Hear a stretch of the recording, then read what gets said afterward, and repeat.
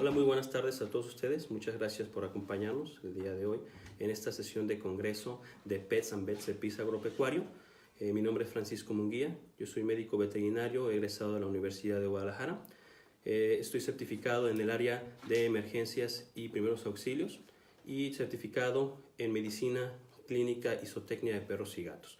Tengo un diplomado en anestesia y analgesia en perros y gatos y un diplomado internacional en medicina clínica y cirugía en perros y gatos.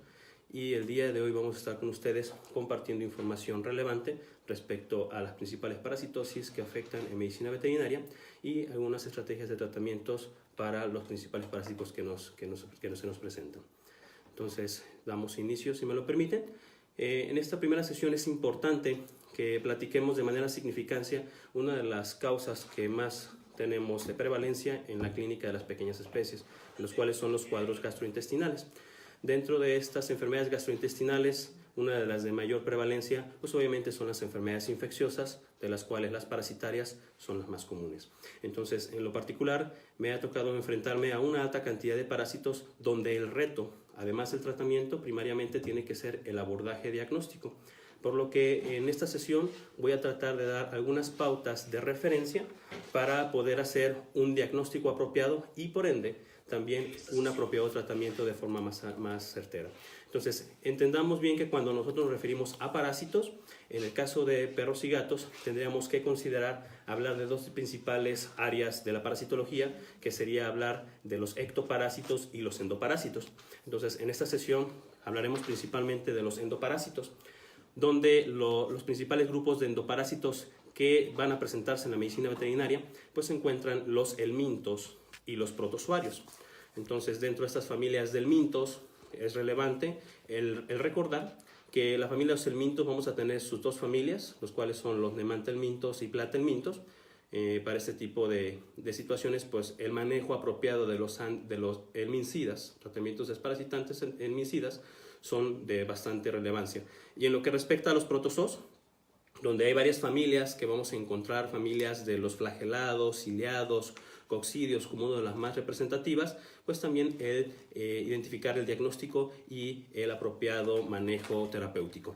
Entonces, recordemos todos nosotros que la importancia de este tipo de enfermedades es también la afección que va a tener directamente sobre la salud pública, ya que desafortunadamente son enfermedades que se van a convertir directamente en un riesgo de tipo zoonótico y antropozoonótico, por lo que nosotros como médicos veterinarios deberemos estar totalmente implicados en la vigilancia de estas enfermedades para la derivación de manera inmediata al médico familiar y prevenir este tipo de acciones. ¿De acuerdo? Entonces, si nosotros tratamos de hacer un consenso de qué prevalencia a nivel mundial existe de estas enfermedades, nos habla la OMS de estadísticas en las cuales sabemos que a nivel mundial hay una población aproximada de 7.545 millones de habitantes.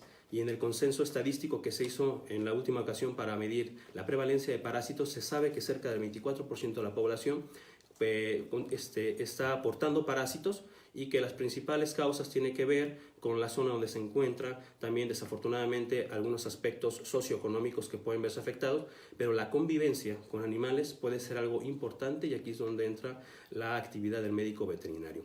Entonces, desafortunadamente, los factores de alto riesgo no solamente son nuestros pacientes, sino también nuestros integrantes de la familia, los integrantes de la familia de nuestros clientes, por lo que estamos totalmente obligados a salvaguardar por su seguridad. Entonces, en el caso de la prevalencia en la clínica de pequeñas especies, hay una alta cantidad de estudios que tienen diferentes números y por razones obvias que tengan que ver con situaciones poblacionales, la situación económica en la que se encuentra el continente, la mayoría de ellas fluctúan entre un 10% y un 100% de prevalencia, siendo desafortunadamente la población más vulnerable, en este caso las etapas de cachorros principalmente. Entonces, en este caso, conocer de manera apropiada cómo es que se trabaja el ciclo biológico de estos parásitos es de bastante importancia porque vamos a reconocer, por ejemplo, en el caso de los helmintos, que sus etapas de ciclo de reproducción se van a dividir en dos fases principales, en la fase infectante y en la fase de tipo diagnóstica. Entonces, esto es importante porque yo como médico veterinario debería y deberé de conocer en qué fase puedo diagnosticar y qué herramientas puedo implementar para poder dar un tratamiento más apropiado. y no originar un tratamiento a ciegas que podría traer complicaciones e inclusive algún tipo de intoxicaciones sin una apropiada posología. Y en el caso de las fases infectantes, él podría identificar en qué momento apropiado lo vamos a manejar y bajo qué protocolos, qué tanta persistencia y incidencia vamos a tener de los tratamientos. Entonces, en este caso, por ejemplo, en el caso de los helmintos, importante platicar sobre las familias de los nemátodos, donde aquí en México, por ejemplo, en mi caso particular, he visto una alta cantidad de infecciones por Toxocara.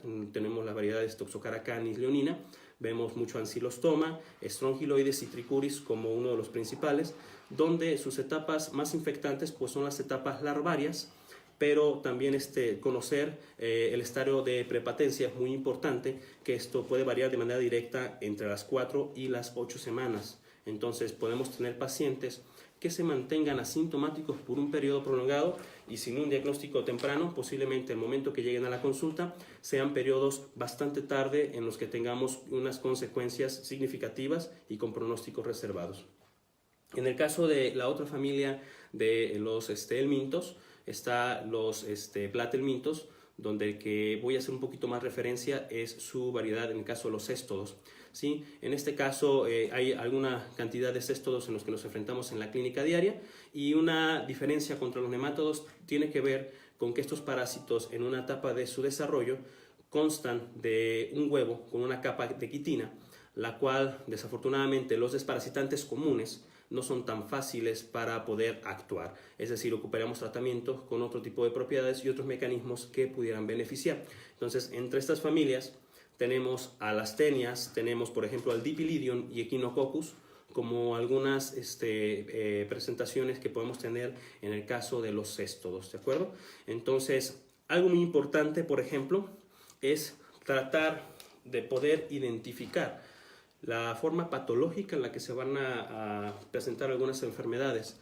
Por ejemplo, si tratamos de hacer un poco de énfasis respecto a la patogenia de las helmintasis gastrointestinales en perros, haciendo referencia, por ejemplo, del Toxocara canis, sabemos que el problema de la Toxocara canis podemos encontrar presencia del parásito en hospedadores de tipo paraténicos, en los cuales lo que va a suceder de manera directa es que tengamos pacientes asintomáticos que lo porten pero que lo puedan contagiar. Entonces, en estos momentos, esos pacientes paraténicos podrían tener un fenómeno que se llama el síndrome de migración, y este tipo de larvas puedan llegar a migrar de manera directa, ya se hace hacia las zonas placentarias, a las vías galactigénicas o inclusive a tejidos como tejido muscular y estar implantados. E inclusive hay reportes clínicos, por ejemplo en humanos, donde se ha encontrado este fenómeno del síndrome de migración a nivel dermoide. Entonces quiere decir que este tipo de enfermedades que podríamos diagnosticar tempranamente y tratar en una vía gastrointestinal, el no hacerlo va a tener consecuencias sobre otros órganos que pueden implicar mayor riesgo de vida y mayor riesgo de zoonosis. Entonces, el problema con la migración hacia la vía placentaria y la vía lactogénica es que muchos cachorros, desafortunadamente, desde su etapa neonatal hasta sus etapas de desarrollo, van a tener portando el parásito, y esto como consecuencia va a aumentar la cantidad de mortalidad que tiene la camada, y por consecuencia también puede originar cierto tipo de complicaciones conforme a los tratamientos más básicos que solemos tener. Y de aquí es de donde, por ejemplo, existen diferentes estancias, tanto europeas como americanas, que lo que han logrado es crear pautas para el tratamiento y dejarnos de protocolos que no estén estandarizados bajo criterios médicos, ¿de acuerdo? Entonces, esto es respecto a los helmintos. En lo que respecta a los protozoarios, también tenemos una alta cantidad de parásitos protozoarios, como es el caso de Giardia, que se ha vuelto pues una situación bastante importante, que hasta inclusive se ha logrado identificar que tanta insistencia de las infecciones protozoáricas por Giardia, algunos pacientes han obtenido el formar la Giardia como parte de su microbioma. Entonces, esto quiere decir que podemos tener pacientes portándolos en los que realmente se vuelva portar el parásito sin una forma patológica. Pero desafortunadamente en algunos otros pacientes esa portabilidad del parásito va a originar ciertas complicaciones, donde la más común es la diarrea sanguinolenta y no deja de estar fuera del proceso de la zoonosis, ¿verdad? Además de eso, no dejar de platicar, por ejemplo, de tricomona, no dejar de platicar de Toxoplasma gondii y de las coccidias, que también nos acongojan y que son de bastante importancia. Donde prácticamente lo más relevante de estos parásitos es de conocer su ciclo. Por ejemplo, en el caso de la Yardealandia, que vamos a tener dos etapas principales, que es el trofozoito y la etapa de quiste, en las cuales a mí me permitiría el conocer en qué momento y en qué forma voy a tratar de manera apropiada. Esto debido a que, sabiendo que la forma quística va a contener una capa de quitina que lo va a proteger, eso impediría de manera directa que los tratamientos convencionales, como en el caso de los 5-nitroimidazoles, como es el metronidazol, pues no sea tan eficiente en esa etapa, por lo que estaría obligado, ante la sospecha o la confirmación de una infección, tratar de identificar la etapa en la que se encuentra el protozoario para tratar de atenderla. Entonces, siendo aquí, entraríamos un poquito en el abordaje diagnóstico. Algo que es muy importante mencionar, colegas, es que el problema con los parásitos, más que tener un tratamiento específico, es su diagnóstico lo más temprano posible. Por lo que no solamente en enfermedades gastrointestinales, en cualquier situación de salud de enfermedad que pueda presentar las pequeñas especies, lo más importante es el método clínico para el diagnóstico, tener un diagnóstico. Entonces, exhortar a todos ustedes a través de este medio a que tengamos el acceso a, por ejemplo, una base de datos a través de historia clínica muy apropiado. No perder esa guía que todos nosotros conocemos, que es la historia clínica orientada a problemas, a través de esos pasos estratégicos para obtener información suficiente del diagnóstico, como por ejemplo datos básicos como la reseña, la historia clínica, una anamnesis apropiada y un examen físico es lo de mayor importancia. Entonces, si yo hiciera un diagnóstico a ojos cerrados de una parasitosis, puede suceder una de dos cosas: que tenga un diagnóstico acertado y simplemente eso es acertar, no es clínica, o que pueda equivocarme y dar tratamientos erróneos y pueda originar hasta toxicosis cuando no era necesario la ingesta de algún tipo de medicamento. Entonces, un tratamiento bajo un diagnóstico apropiado obviamente va a tener mejores resultados. Entonces, el tratar de llevar esa metodología es lo más apropiado. Entonces, si nosotros tratamos de ver por qué este tipo de menciones respecto al emitir primariamente el diagnóstico antes de considerar el tratamiento, si nosotros tratamos de pensar de manera directa respecto a los diagnósticos diferenciales de un cuadro gastroentérico, que es lo más común que van a presentar estos parásitos helmintos y protozoarios, los signos más característicos que vamos a ver en estos pacientes son vómitos, son diarreas, las cuales pueden ser solas o con hematequesia. Podemos ver cuadros de inanición, debilidad y mala absorción.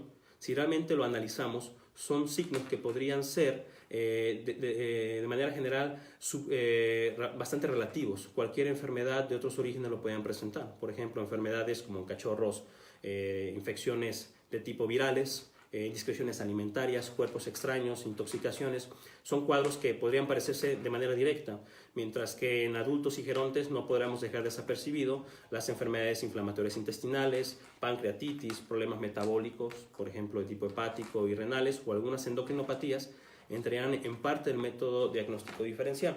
Entonces, de ser así, podría cometer una alta cantidad de errores el tratar a ojos cerrados sin un abordaje clínico apropiado. Para esto, las principales herramientas que yo les podría recomendar a ustedes el utilizar en su clínica diaria son técnicas que todos conocemos y tenemos al alcance de un simple microscopio. En este caso, considerando la primera evidencia clínica que podamos tener, la microscopía directa, a no ser que también podamos contar con la evaluación macroscópica, que en este caso la evidencia del cliente que llega con una feca, con la presencia del helminto, que es visible de manera directa. Y en el caso del coprológico, tener las dos alternativas del coprológico en fresco, el cual simplemente se utiliza una laminilla, una solución cloruro de sodio, y por lo menos se dice estadísticamente que cerca del 40 al 60% de los parásitos en pacientes con una infección significativa lo vamos a diagnosticar simplemente con este método, ¿verdad? Pero tenemos métodos que van a amplificar la confiabilidad del estudio que hagamos, como podría ser las pruebas de concentración, como por ejemplo son las pruebas de concentración por sedimentación y flotación. Estas pruebas nos permitirían el aumentar la sensibilidad de manera muy significativa para que los diagnósticos sean más fiables, ¿verdad? Y hay técnicas todavía más sensibles, más específicas, como es por ejemplo el uso de las pruebas de inmunoensayo, las cuales conocemos pruebas de inmunoensayo de diferentes laboratorios, complementarias, por ejemplo, en el caso de Yardia-Landia, las cuales podrían ayudarnos a hacer un análisis principalmente de tipo cualitativo ante la sospecha y al no haber encontrado en una muestra fecal por posiblemente mal manejo de la muestra o no contar con las herramientas apropiadas. Entonces, son pruebas que pueden ser totalmente fiables. Además de eso, considerar, doctores, que una prueba coproscópica negativa no es suficiente para yo poder declarar automáticamente al paciente como un no portador. Entonces, yo en ese momento primario del estudio, yo tendría que declarar al paciente en un aparentemente negativo, pero la literatura nos obliga a realizar una cantidad de estudios seriados, un mínimo de 3, con diferencia de tiempo que va de 1 a 7 días, y a partir del tercero yo ya tengo la posibilidad de poder en ese momento declarar al paciente negativo de esa aportación de cualquier parásito que está haciendo el estudio. Entonces, son cuestiones de bastante importancia y relevancia que tenemos que conocer en la clínica. Por mencionar algunas pruebas, por ejemplo, en el caso de las técnicas, de los métodos de concentración, las más comunes que solemos usar en el tema de flotación, por ejemplo, es el método de Willis, el método de Faust, o inclusive el método por flotación por solución azucarada, son uno de los más básicos, ¿no? Mientras que en el caso de los métodos por concentración y sedimentación, pues tenemos la sedimentación por el método simple con agua destilada, o también podemos usar la aplicación del método de Faust como un método complementario, así que podría ser bastante funcional.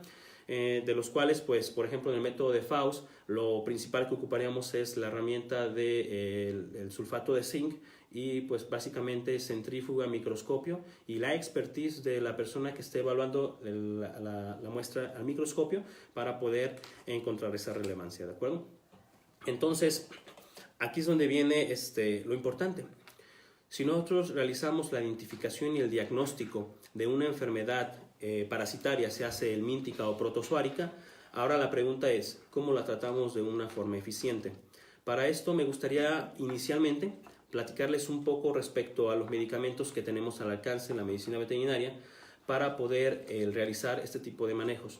Entender que como tenemos 3 principales tipos de parasitosis, que son los ectoparásitos y los helmintos y protozoarios, dependiendo hacia qué enfoque vaya el tratamiento es cómo se va a llamar esa familia. Por ejemplo, aquellos que vayan enfocados a tratar los ectoparásitos, pues se van a llamar, en este caso, insecticidas, versus los que vayan dirigidos directamente a helmintos, los vamos a llamar antihelmínticos, y los protozoarios se van a llamar antiprotozoarios o antibióticos, dependiendo del enfoque que se vayan a manejar, ¿de acuerdo? Entonces, en el caso de los medicamentos antihelmínticos, vamos a tener 3 variedades. Aquellos que por su efecto se consideran nematicidas, ¿sí? Aquellos que se consideran cestodicidas y aquellos que se consideran trematodicidas principalmente. Entonces, el tema que nosotros vamos a manejar conforme a la terapéutica se va a enfocar principalmente hacia el manejo de helmincidas de las familias de los nematicidas y cestodicidas, ¿de acuerdo? Entonces, estos medicamentos es importante que conozcamos nosotros cuál es su mecanismo de acción y a partir de aquí cómo los vamos a clasificar. En estos grupos de medicamentos desparasitantes tenemos principalmente 3 acciones que tenemos que reconocer.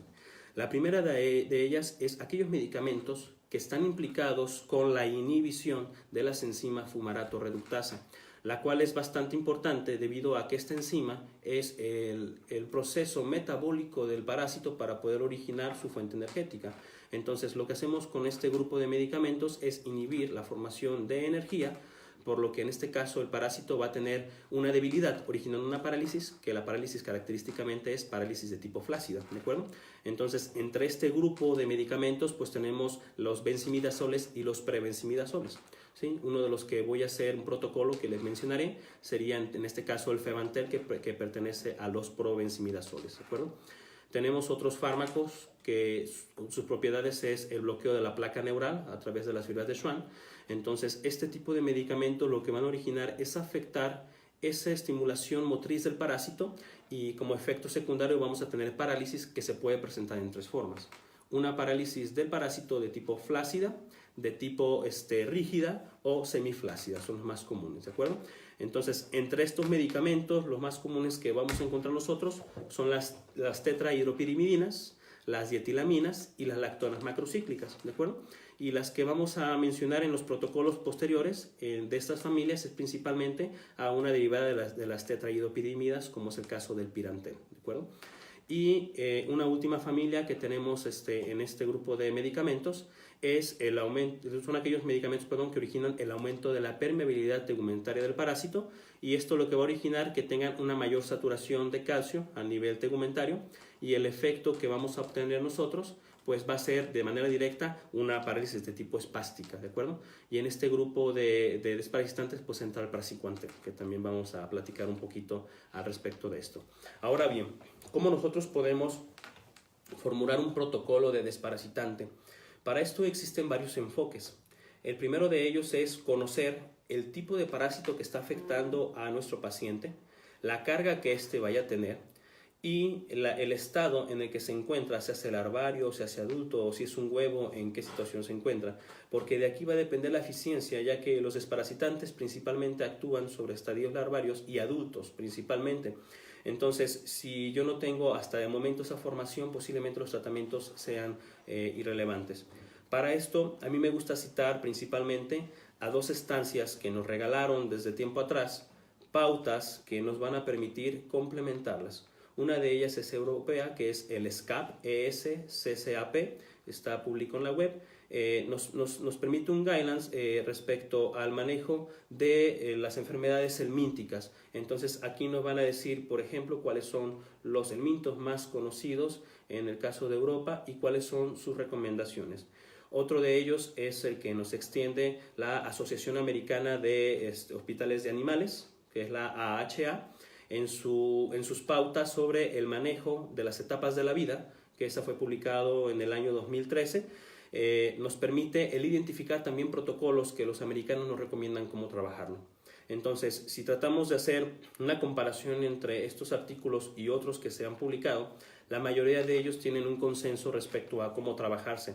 Por ejemplo, en el caso de la Asociación Americana de Hospitales de Animales, ellos sugieren, en el caso de los helmintos, iniciar un tratamiento con drogas antihelmínticas, en este caso la combinación de Febantel con Pirantel, iniciar con un tratamiento a través de la semana 2, semana 3, la semana 9, y a partir de ahí hacerlo mensualmente hasta el mes 6. Y posteriormente a este tratamiento, el hacer una evaluación fecal del paciente y a dependencia de la vulnerabilidad que éste tenga, la presencia del parásito y el tipo de parásito, considerar desparasitar. Pero lo que ellos recomiendan es que es a criterio del médico, a dependencia de la carga, no forzado el hacer un tratamiento de desparasitación a los 4 o los 6 meses. Pero lo que sí es recomendado es la vigilancia.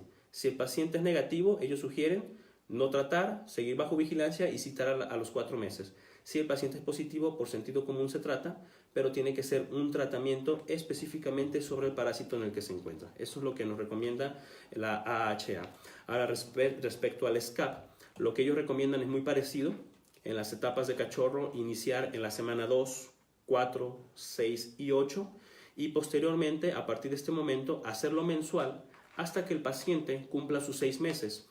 Y esto de manera posterior se va a hacer una desparasitación por lo menos cada 3 a 4 meses, dejando ellos una leyenda posterior que, de ser posible en pacientes muy vulnerables hacerlo mensualmente, sería la mejor recomendación que podrían tener, ¿verdad? Entonces, más ellos en esa pauta no nos hablan nada sobre qué pasaría con los pacientes que resulten negativos, e inclusive, aunque hablan de pruebas, ellos no recomiendan que la cita que se haga con el propietario se haga principalmente para el diagnóstico del estado parasitario, más que exclusivamente sobre el tratamiento, ¿verdad?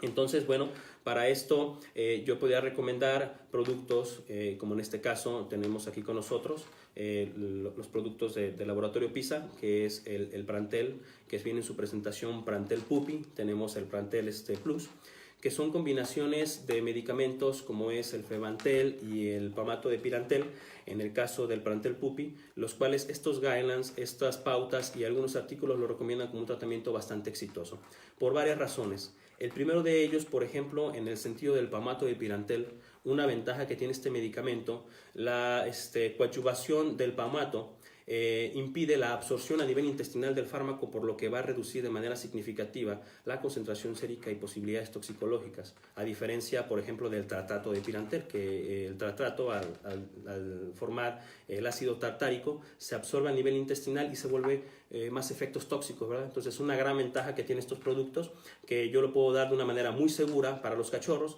sin originar efectos toxicológicos. Entonces, las dosis terapéuticas que recomiendan, por ejemplo, Fosun, por ejemplo, estas pautas que les menciono, son dosis terapéuticas que va de cada uno de los fármacos entre 5 y 15 miligramos por kilogramo, que entran directamente con las recomendaciones que el laboratorio nos ofrece, dejando como tratamientos intervalos de 7 a 15 días a dependencia de la carga parasitaria y siendo bastante seguros. En ensayos clínicos que se han hecho, estos medicamentos tienen que sobrepasar de 4 a 10 veces su dosis terapéutica máxima para obtener efectos toxicológicos, por lo que son bastante relevantes, ¿verdad? En el caso de las combinaciones del Prantel Plus, que además de estas sales, que es el Pamato de Pirantel y el Fevantel, que incluyen el Praziquantel, esta sal de Praziquantel se vuelve también bastante significativa, porque además de que tengamos el efecto nematocida que nos ofrece el Pirantel y el Fevantel, con el Praziquantel damos un plus referente al tratamiento de los helmintos en su variedad de céstodos. Entonces ya podríamos considerar tratamientos específicamente enfocados para Dipylidium, para en el caso de algunos otros céstodos que se presenten en el caso de enfermedades intestinales, y que también inclusive se han hecho protocolos para el tratamiento de protozoarios, encontrando efectivo para algunos manejos con protozoarios, como es el caso de Giardia lamblia, bueno, principalmente. Entonces, esto respecto al tratamiento de los medicamentos helmincidas. En lo que respecta a los tratamientos de los desparasitantes antiprotozoáricos, importante mencionar que también tenemos algunas familias y variedades de medicamentos, donde las principales acciones que solemos tener nosotros es, por ejemplo, aquellos fármacos que son inhibidores de la síntesis proteica, como en este caso vamos a tener medicamentos como son las tetraciclinas y las triacinonas, de las cuales dentro de las triacinonas tenemos el toltrasuril, que es una sal de bastante importancia para los protozoarios, y tenemos también la presencia de fármacos como son los inhibidores de la síntesis de ARN y ADN, como lo viene siendo la sal de las 5-nitroimidazoles y las sulfamidas, ¿de acuerdo? Entonces, en el grupo de las 5-nitroimidazoles tenemos el caso del metronidazol, que es una sal que se ha usado de manera muy significativa en formas clínicas y en ensayos para poder hacer el abordaje de las infecciones protozoáricas. Y para esto, hablar de protocolos, también haría referencia de algunas pautas que están publicadas en la web. La pauta que yo en lo particular cito más para este tipo de afecciones es la pauta del SCAP, ¿sí? esta guía europea que nos habla respecto a sus pautas para el control de parásitos protozoáricos en perros y gatos, donde la recomendación que hacen es el tener cuidado sobre el control y la prevención de estas enfermedades, el tratar de hacer una higiene apropiada a los pacientes, el buen manejo de las fecas y el control de los portadores positivos, sí, en este caso tanto de los portadores perros y gatos, como en el caso de en familia, ¿verdad? Tratar de la visita continua con el médico familiar para tratar de llevar su control.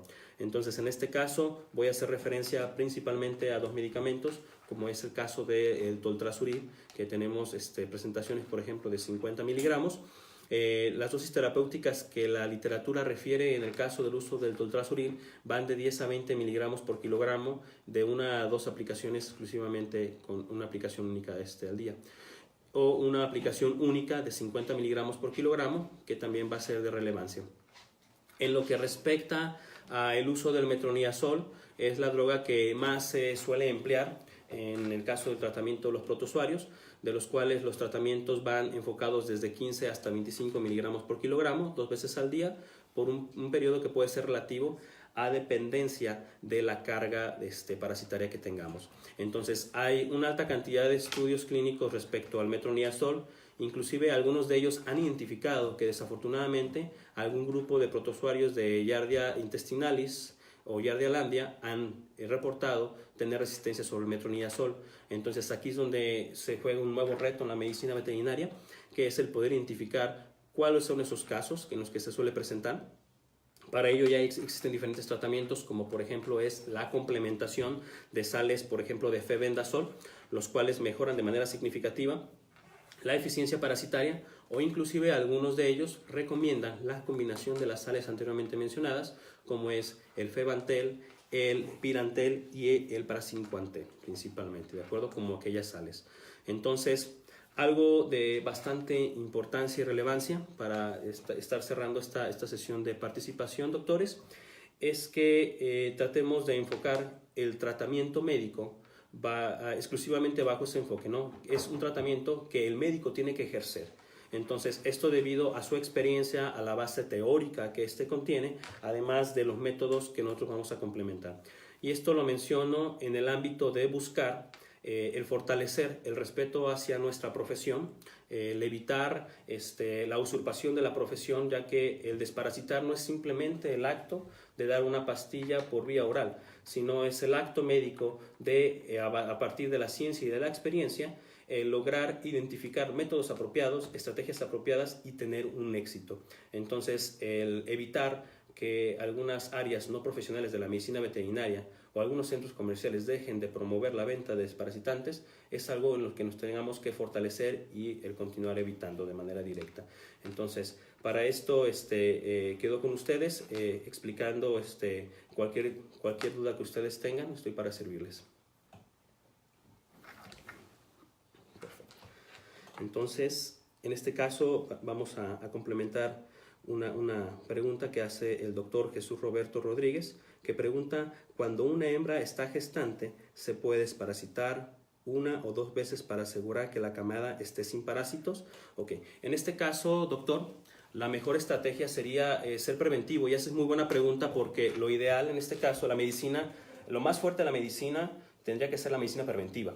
Entonces, en lo particular, yo preferiría en el paciente iniciar mi protocolo de desparasitación desde antes de la gestación. Es decir, si yo tengo programado hacer la monta, hacer el sincronizado de la perrita para que sea cargada, entonces lo que yo haría previo antes haría desparasitaciones. ¿Y cuáles son los protocolos? Los que te mencionaba de la AHA, que ellos sugieren que se haga una desparasitación por lo menos de 2 a 4 veces al año. Entonces, hacer estudios de manera continua para asegurarte que tu paciente no sea portador. Entonces, de igual manera, como una forma preventiva, si tu paciente resultara negativo, no está contraindicado que des un tratamiento preventivo contra estos antihelmínticos para evitar la migración parasitaria, ¿de acuerdo? Entonces, yo te recomendaría que usaras antes de la monta el uso del paracinquantel, el uso de espirantel y el febantel. Muy buena combinación. Perfecto. Entonces, en este caso, como respuesta, desparasita la cantidad que sea necesaria para que puedas controlar la helmintiasis, y de manera complementaria puedas tener un control más completo. Ok, entonces vamos a hablar un poquito de los productos de Prantel, si me lo permiten. En este caso tenemos las presentaciones de Prantel Puppy, por ejemplo, que el laboratorio nos está acercando el día de hoy. En lo particular, las podemos recomendar por lo que ya platicamos principalmente respecto a la eficiencia que tiene el palmato de Pirantel al no originar la intoxicación, la conductividad intestinal que va a originar sin los efectos toxicológicos, y la apropiada resolución de los tratamientos, los cuales los tenemos en 2 presentaciones. Tenemos la presentación, por ejemplo, de Prantel Plus, los cuales vienen en sus presentaciones de tabletas con 800 miligramos versus el otro que nos llega de Febantel, con una presentación de 150 miligramos principalmente. Y en lo que respecta de los tratamientos antiprotozoáricos, pues tenemos las presentaciones de el metronidazol, Otrosol, que son también de bastante significancia, y el Coxitrade en presentación oral, que nos podrían también apoyar de manera significativa. Okay, nos hace una pregunta la doctora Fernanda Paola respecto a que si se recomienda desparasitar previa a la monta, durante la gestación y posterior. Sí, muy buena pregunta, es muy parecida a la que hizo anteriormente el doctor. Sí se recomienda hacerlo anterior a la monta por lo que mencionamos, el reducir el riesgo de la migración larvaria. Esto debido a que existe la probabilidad de que tengamos la presencia de parásitos que los porten nuestras mascotas, en este caso la hembra que va a ser programada a la sincronización, y que desafortunadamente al momento de nacer los perros ya lo porten por una vía placentaria o que lo adquieran por una vía lactogénica. Entonces, con ese afán, desparasitar. Y posterior a la lactación, a la gestación, sí se recomendaría desparasitarlo a la par de los cachorros. Es decir, como en este caso, las pautas que les mencioné nos recomienda desparasitar a las 2, 3 y 9 y otro a las 2, 4 y 8. Podríamos hacer exactamente lo mismo con la hembra sin ningún problema, ¿sí? Y otra pregunta que nos hace el doctor Ser Mendoza, pregunta si respecto al toltasuril lo recomiendo por vía oral o por vía parenteral. Yo en lo particular lo manejo por vía parenteral, es bastante seguro, no tiene efectos colaterales manejarlos en las dosis terapéuticas, y la presentación que tenemos en el mercado veterinario afortunadamente es por una vía de tipo enteral. Sí, la presentación oral de 50 miligramos está totalmente recomendada. En lo particular he tenido muy buena respuesta, y hablando específicamente del toltasuril para el tratamiento de coccidios, ¿sí? Como es el caso del diagnóstico de isospora, me ha sido bastante efectivo, sin ningún problema. Nos hace también una pregunta la doctora Canto respecto a la edad de la primera desparasitación.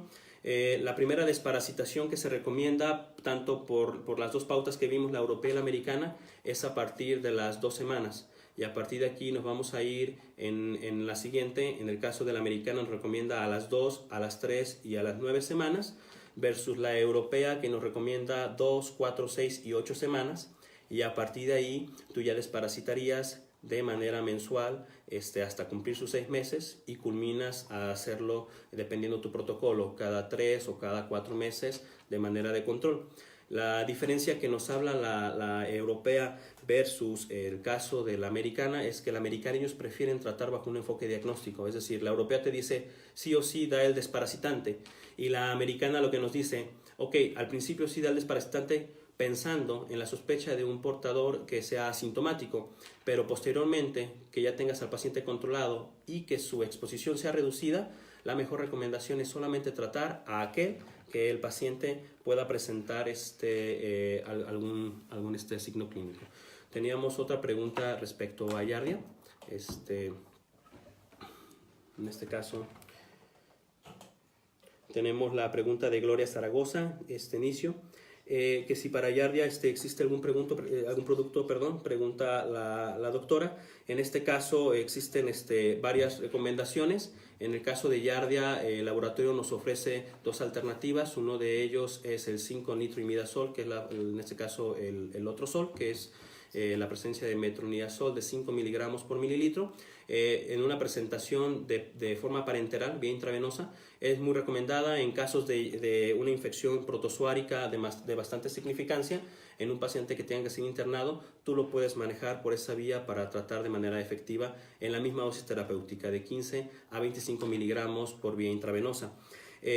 Mientras que otro producto que en este manejo clínico que se ha realizado es la combinación de Pirantel, Febantel y Praziquantel. En ensayos clínicos ha resultado efectivo bajo un tratamiento diario, una dosis cada 24 horas de 5 días en adelante, ha resultado eficiente contra el tratamiento del Yardia. Entonces, concluyendo, doctora, sí, este laboratorio te ofrece el metronidazol y el Pirantel Plus como una alternativa para el tratamiento.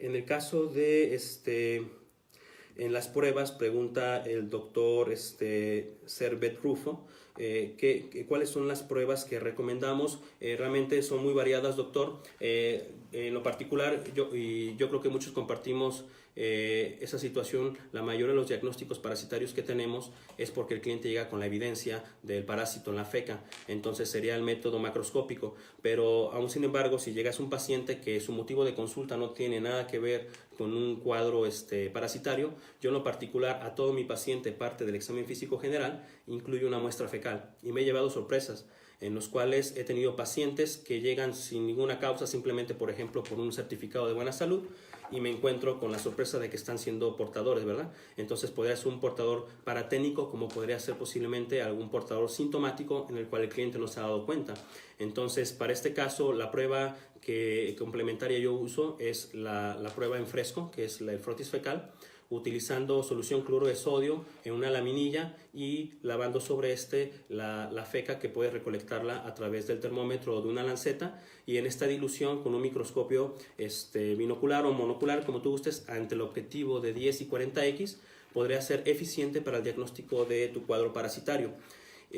Hablando sobre sensibilidad, una prueba que en estudios demostró ser más sensible y con la misma especificidad de la muestra que te acabo de mencionar es, por ejemplo, el uso de las pruebas por concentración. Entonces, las pruebas por concentración tienen dos principios: que yo pueda tomar una muestra fecal y ponerla en un medio que la diluya para poder someterla a un método de centrifugación, donde va a separar en dos capas a la carga parasitaria. Aquellos que por su peso son más livianos y se van a ir al sobrenadante, o vamos a tener a aquellas que por su peso son más pesadas y se van a ir a la parte del sedimento. Entonces las técnicas de sedimentación y flotación son complementarias, son muy buenas, doctor, y se pueden hacer en la clínica con herramientas muy básicas, como en este caso son tubos de ensayo, podemos usar agua destilada, la solución de Faust y el microscopio como una herramienta particular. Entonces tenemos otra pregunta. Me pregunta la doctora Adriana RG que si tendré los links donde podamos consultar los protocolos que mencioné. Justamente platicábamos con el laboratorio anteriormente a esto. Voy a compartir con ustedes, además de las pautas y los links, una presentación que les diseñé para que lo que platicamos tengamos un resumen fácil al acceso de nuestro celular. Entonces, directamente a través de esta sección, en los comentarios seguramente van a encontrar la liga o la presentación que les pueda permitir. Con todo gusto se los hago, se los comparto. Tenemos otra pregunta en la cual la doctora Gina López nos pregunta que cómo recomiendo el protocolo de Prantel HRT para el gusano del corazón y en un paciente infectado, perdón. Bueno, en este caso debemos de tratar de comprender que los protocolos que ahorita tratamos de platicar están diseñados principalmente para una forma preventiva, que naturalmente tendrían que modificarse.